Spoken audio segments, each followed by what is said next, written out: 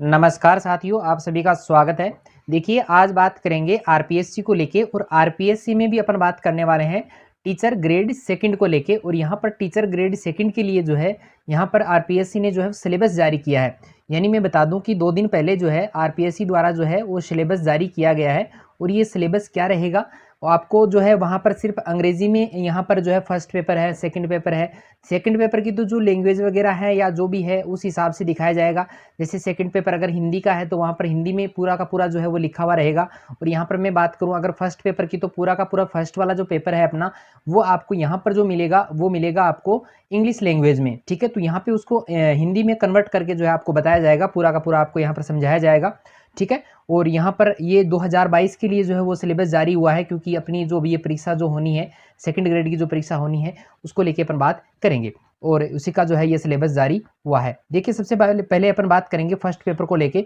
और first paper अपना जो आता है वो जीके का आता है। जीके के साथ में आपने थंबनेल पे देख लिया होगा, जीके के साथ में यहाँ पर आती है साइकोलॉजी।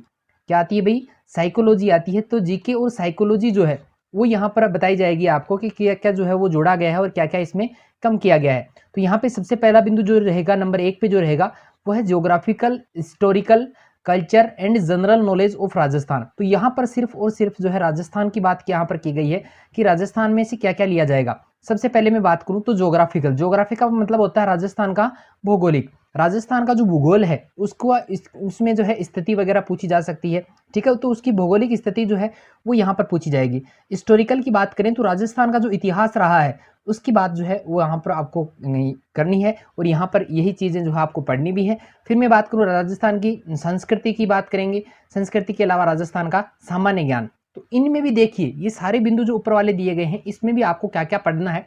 देखिए, सबसे पहले है फिजिकल फीचर। देखिए, फिजिकल फीचर में क्या आता है? भौतिक विशेषताएं, यानी राजस्थान की भौतिक विशेषताएं आपको पढ़नी है। क्लाइमेट की मैं बात करूं तो यहाँ पर क्लाइमेट का मतलब होता है जलवायु आपको पढ़नी है राजस्थान की। फिर है ड्रेनेज, ड्रेनेज का मतलब होता है जल निकासी। जल निकासी की जो व्यवस्था है वो किस प्रकार की है वो आपको यहाँ पर पढ़नी है। ठीक है, आगे मैं बात करूं, वेजिटेशन का मतलब है यहाँ पर वनस्पति, तो वनस्पति आपको पढ़नी है। फिर है एग्रीकल्चर का मतलब कृषि, राजस्थान की कृषि का बिंदु आपको पढ़ना है। फिर है लाइव स्टॉक, लाइव स्टॉक का मतलब होता है पशुधन, यानी पशु संपदा जो है अपने राजस्थान की वो आपको पढ़नी है। फिर है डेयरी डेवलपमेंट, डेयरी डेवलपमेंट का मतलब होता है डेयरी विकास, तो डेयरी विकास जो है वो किस प्रकार हुआ अपने राजस्थान में, वो सारी बातें आपको पढ़नी है। आगे मैं बात करूं जनसंख्या वितरण को लेके, तो यहाँ पर जो रहेगा ये बिंदु दिया गया है पॉपुलेशन डिस्ट्रीब्यूशन, तो जनसंख्या वितरण का बिंदु भी आपको बढ़िया से पढ़ना है। आगे मैं बात करूं तो यहाँ पे ग्रोथ, तो राजस्थान में जो है विकास और वृद्धि की अपन बात करते हैं तो वृद्धि यहाँ पर आपको पढ़नी है। फिर है लिटरेसी, लिटरेसी का मतलब होता है साक्षरता, साक्षरता दर कितनी है, क्या है, पहले क्या थी अब क्या है, वो सारी चीजें आपको इसमें पढ़नी है। आगे मैं बात करूं तो यहाँ पर देखिए लिंगानुपात, देखिए यहाँ पर इंग्लिश में लिखा हुआ होगा सेक्स रेटियो, इसका मतलब है लिंगानुपात आपको पढ़ना है। फिर है ट्राइब्स, ट्राइब्स का मतलब होता है जनजातियां।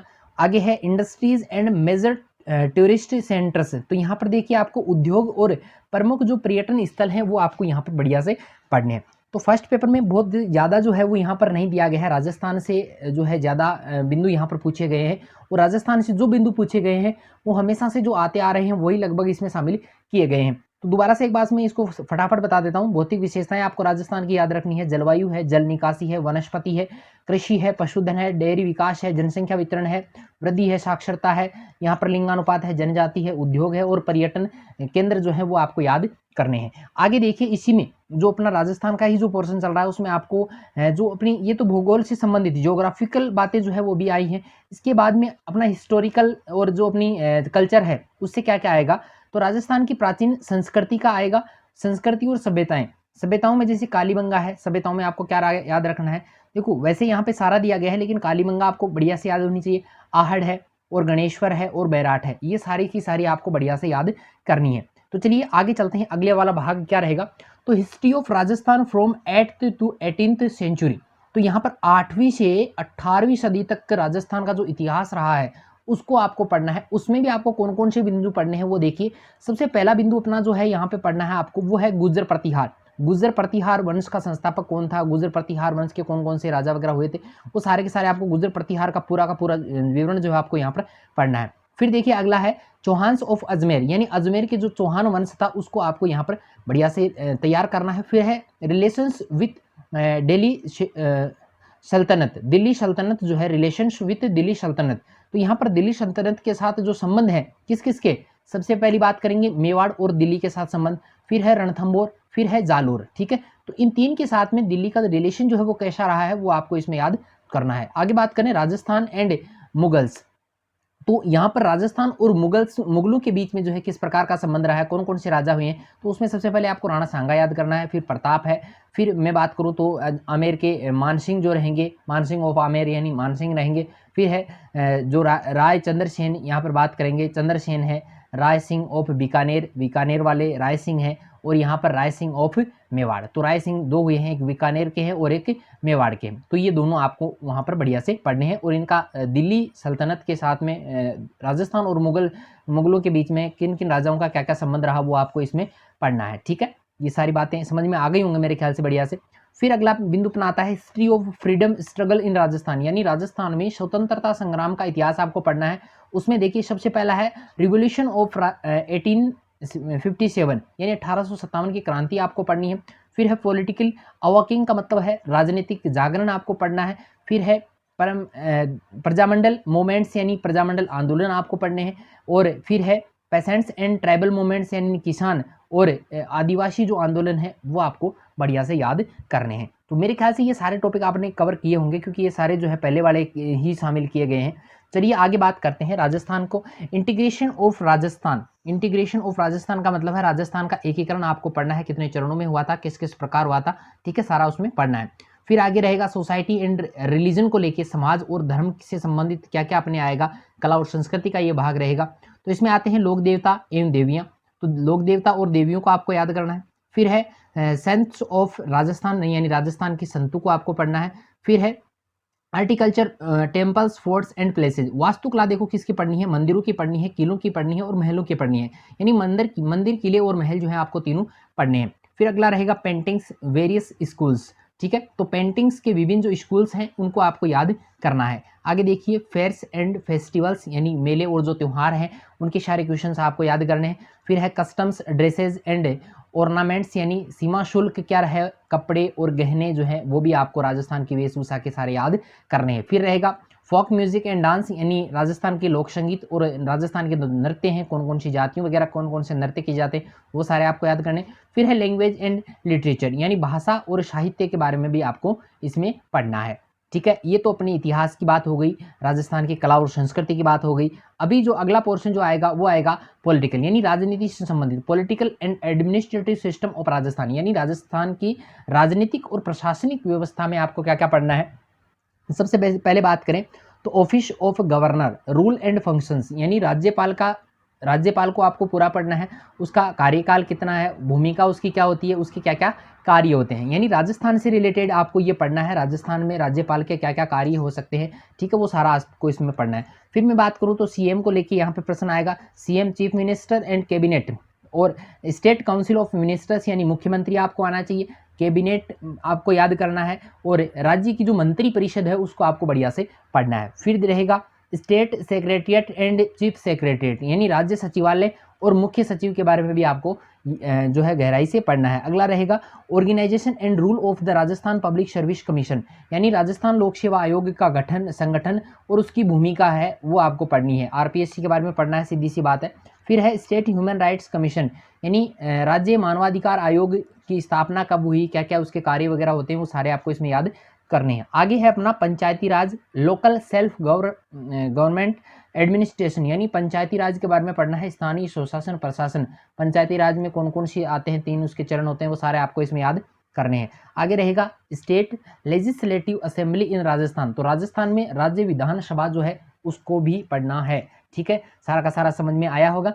चलिए आगे चलते हैं। अगला जो अपना रहेगा सेकंड पार्ट, ये अपना फर्स्ट पार्ट चल रहा था, अभी सेकंड पार्ट जो आएगा वो करंट अफेयर्स ऑफ राजस्थान का आएगा। राजस्थान में करंट अफेयर्स में क्या क्या आएगा देखो, major current issues and happening at the state level related to socio economics, देखिए राज्य स्तर पर आपको सामाजिक आर्थिक से संबंधित प्रमुख समसामयिक मुद्दे यानी समाज से रिलेटेड होने चाहिए और आर्थिक मुद्दे होने चाहिए, ठीक है, इनकी घटनाएं हो सकती हैं, या मैं बात करूँ तो पॉलिटिकल का मतलब होता है राजनीतिक से संबंधित कोई बात हो सकती है, या खेल और खेल के जो पहलू हैं उनसे रिलेटेड जितना आप याद कर सकते हैं उतना आपको याद करना है। चलिए तीसरा हमारा जो पार्ट रहेगा वो रहेगा general knowledge of world and India. तो वर्ल्ड और इंडिया का बहुत कम भाग जो है वो हमारे यहाँ आया है। तो उसमें देखिए सबसे पहले है कॉन्टिनेंट्स का मतलब होता है आपको देखिए यहाँ पे विश्व और भारत का सामान्य ज्ञान है, उसमें सबसे पहले महाद्वीप आपको याद करने हैं। फिर है ओशियंस एंड देयर कैरेक्टरिस्टिक्स यानी महासागर और उनकी प्रमुख विशेषताएं जो है वो आपको याद करनी है। फिर है ग्लोब वाइड सिस्टम का मतलब होता है वैश्विक पवन प्रणाली जो है वो आपको इसमें याद करनी है। फिर देखिए इन्वायरमेंटल इश्यूज एंड स्ट्रेटेजी, इनका मतलब होता है पर्यावरण मुद्दे और रणनीतियां आपको याद करनी है।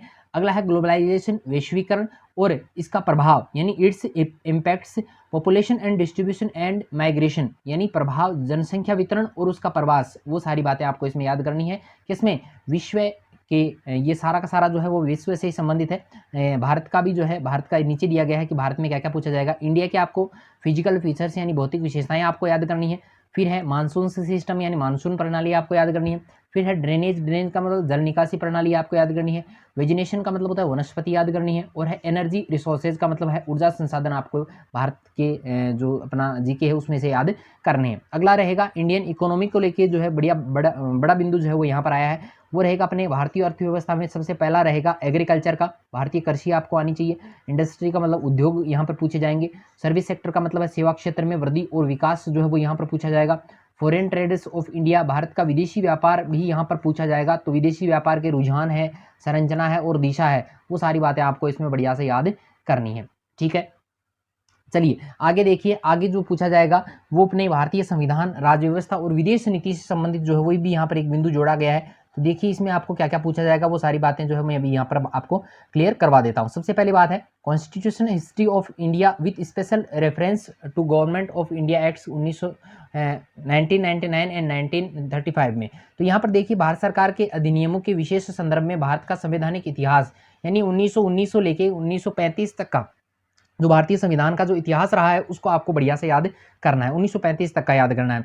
फिर रहेगा इंडियन कॉन्स्टिट्यूशन का मतलब भारतीय संविधान में देखो क्या करना है, अम्बेडकर की भूमिका आपको याद करनी है, rule of Ambedkar. Making of constitution का मतलब है संविधान का निर्माण है। और साइलेंट फीचर्स का मतलब है मुख्य विशेषताएं, यहाँ पर आपको याद करनी है। फंडामेंटल राइट का मतलब है मौलिक अधिकार आपको याद करने हैं। फंडामेंटल्स ड्यूटीज का मतलब है मौलिक कर्तव्य आपको बढ़िया से याद करने हैं। आगे रहेगा directive principles of state policy का मतलब है राज्य के नीति निर्देशक तत्व आपको याद करने हैं। तो यहाँ पर मैं कहना चाहूँगा कि अम्बेडकर आपको याद करना है, संविधान का निर्माण कैसा हुआ, किस प्रकार हुआ, कितने दिन वगैरह लगे, उसकी मुख्य विशेषताएं क्या है, मौलिक अधिकार उसके क्या है, मौलिक कर्तव्य हमें कौन कौन से मिले हुए हैं, मूल अधिकार क्या है, मूल कर्तव्य क्या है, और राज्य के नीति निर्देशक तत्व कौन कौन से हैं, वो सारे आपको बढ़िया से याद होने चाहिए। अगला रहेगा offices of the Indian president of prime minister यानी भारत का राष्ट्रपति और प्रधानमंत्री, ये सारा आपको याद होना चाहिए। अगला है political parties and pressure groups, तो यहाँ पर देखिए राजनीतिक दल और उसके जो दबाव समूह है वो आपको याद करने हैं। अगला है principles of India foreign policy and Nehru's contribution of its making, तो यहाँ पर भारत की विदेश नीति के सिद्धांत और इसके निर्माण में नेहरू का जो योगदान रहा उसको आपको याद करना है। अगला रहेगा India and you know emerging trends of international politics with special reference of globalisation, तो यहाँ पर भारत और संयुक्त राष्ट्र संघ है विशेष संदर्भ के साथ में अंतर्राष्ट्रीय राजनीति में उभरते रुझान जो है वो वैश्वीकरण के लिए जो क्या क्या है वो सारा आपको इसमें याद करना है। चलिए आगे देखिए, अगला अपना जो रहेगा, अभी जो अपना जीके का जो पोर्शन था वो पूरा का पूरा मैंने आपको बता दिया, बढ़िया से आपको समझा दिया है। फिर भी कोई दिक्कत हो तो कमेंट जरूर कीजिएगा, वीडियो पसंद आता है तो लाइक जरूर करें, दोस्तों के साथ में अपने शेयर भी करें। ठीक है, अभी अपन बात करेंगे एजुकेशन साइकोलॉजी को लेके, शैक्षणिक जो मनोविज्ञान है उसको लेके बात करेंगे। बहुत छोटा पोर्शन यहाँ पर दिया गया है, बढ़िया से मेरे ख्याल से आपकी तैयारी हो सकती है। तो सबसे पहले बात करें तो एजुकेशन साइकोलॉजी में देखिए शैक्षिक मनोविज्ञान जो है उसका आपको अर्थ आना चाहिए, उसका क्षेत्र आपको पता होना चाहिए, और शिक्षक के लिए उसके निहितार्थ कक्षा की स्थितियां आपको याद होनी चाहिए। तो मैं इस इंग्लिश वाला जो है वो यहाँ पर नहीं पढ़ रहा हूँ, आप इसको पढ़ लीजिएगा बढ़िया से, ज़्यादा समय जो है वो मैं इसमें वेस्ट नहीं कर रहा हूँ। अगला है डेवलपमेंट ऑफ लर्नर यानी शिक्षार्थी का विकास में आपको क्या क्या याद करना है, वृद्धि और विकास की अवधारणाएं आपको याद करनी है। भौतिकी है, भावनात्मक है, संज्ञानात्मक है, नैतिक विकास है, सामाजिक विकास है, ये सारे के सारे जो है साइकोलॉजी के पोर्शन है, बढ़िया पोर्शन है, आपको याद भी होंगे क्योंकि रीट और अपने में बात करूँ रीट में है, अपने सेकंड ग्रेड में है, फर्स्ट ग्रेड में, सभी में ये आता है, आम बात है अपने तो।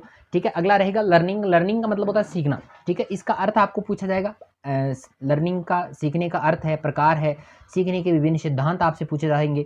निहितार्थ एक शिक्षक के लिए क्या इनका अर्थ रहेगा, और सीखने का स्थानांतरण क्या है, कौन कौन से हैं, कितने प्रकार के होते हैं, सीखने को प्रभावित करने वाले कारक कौन कौन से हैं, रचनावादी सीख रहा हूँ मतलब रचनात्मक तरीके से जो है वो किस प्रकार सीखा जा सकता है, तो वो आपको सारा इसमें याद करना है। अगला है व्यक्तित्व। तो व्यक्तित्व में देखो आपको क्या क्या याद करना है, पर्सनालिटी ये जो रहेगी उसका अर्थ याद होना चाहिए, सिद्धांत उसके कौन कौन से हैं, इसका मापन कैसे किया जाता है, समायोजन क्या है, उसका तंत्र क्या है, और कुसमायोजन किसे कहते हैं। ठीक है, आगे बात करें बुद्धि और रचनात्मकता को लेकर बात करें तो अर्थ इसका याद करना है, और बुद्धि के सिद्धांत कौन कौन से हैं, बुद्धि को कैसे मापा जा सकता है, भूमिका में सीखना क्या होता है, भावनात्मक बुद्धिमत्ता क्या होती है, उसकी अवधारणा और अभ्यास जो है उसका याद करना है। ठीक है, मेरे ख्याल से आपको पूरा का पूरा ये जो फर्स्ट पेपर है वो पूरा का पूरा समझ में आया होगा, क्योंकि आरपीएससी ने सिर्फ इसका जो इंग्लिश जो पोर्शन है वो जारी किया है, हिंदी का मैंने जो है यहाँ पे ट्रांसलेट करके इसको पूरा का पूरा समझाने का प्रयास मैंने यहाँ पर किया है। कितना मैंने प्रयास किया है वो तो मुझे नहीं पता, वो तो आप जितना वीडियो देखेंगे उसी से पता चलेगा। इसीलिए आप वीडियो को लाइक जरूर करें, अपने दोस्तों के साथ शेयर भी करें। अगर आप अभी तक अगर आपने मेरे यूट्यूब चैनल को सब्सक्राइब नहीं किया है तो इसे जल्द से जल्द सब्सक्राइब जरूर करें। तो चलिए आज के लिए इतना ही, मिलते हैं फिर एक नई वीडियो के साथ में, तब तक के लिए धन्यवाद।